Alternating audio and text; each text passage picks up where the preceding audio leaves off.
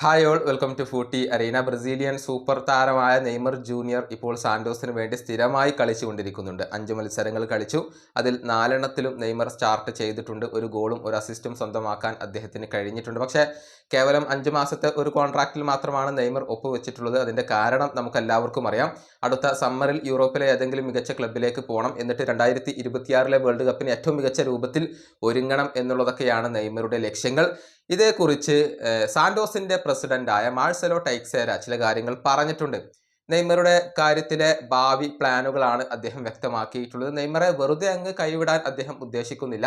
നെയ്മറെ നിലനിർത്താൻ വേണ്ടി ശ്രമിക്കും എന്ന ഉറപ്പാണ് സാന്റോസിന്റെ ആരാധകർക്ക് അദ്ദേഹം നൽകിയിട്ടുള്ളത്. കൂടാതെ ഈയൊരു നെയ്മർ വന്നതുകൊണ്ടുള്ള ഇമ്പാക്റ്റുകളെ കുറിച്ചും അദ്ദേഹം സംസാരിച്ചിട്ടുണ്ട്. മാർസെലോ ടൈക്സേരയുടെ വാക്കുകൾ ഇങ്ങനെയാണ്: ഈ മാർക്കറ്റിങ്ങും വിൽപ്പനകളുമെല്ലാം കേവലം 6 മാസത്തേക്ക് മാത്രമുള്ളതല്ല. ഇത് ദീർഘകാലത്തേക്ക് സാന്റോസിന് ഗുണം ചെയ്യും.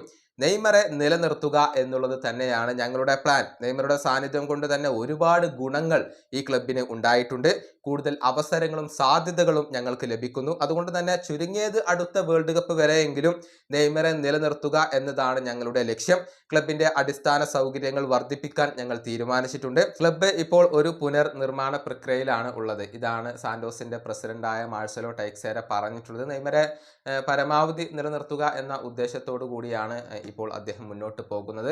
പക്ഷേ നെയ്മറുടെ ലക്ഷ്യം യൂറോപ്പിലേക്ക് മടങ്ങിയെത്തുക എന്നുള്ളതാണ്. FC ബാഴ്സലോണയിലേക്ക് മടങ്ങിയെത്താൻ നെയ്മർക്ക് വലിയ താല്പര്യമുണ്ട് എന്നുള്ള റിപ്പോർട്ടുകൾ പല മാധ്യമങ്ങളും മാധ്യമ പ്രവർത്തകരും റിപ്പോർട്ട് ചെയ്തിരുന്നു. ഈ വീഡിയോയുടെ അവസാനിപ്പിക്കുന്നു. അടുത്ത വീഡിയോയുമായി വീണ്ടും കാണാം.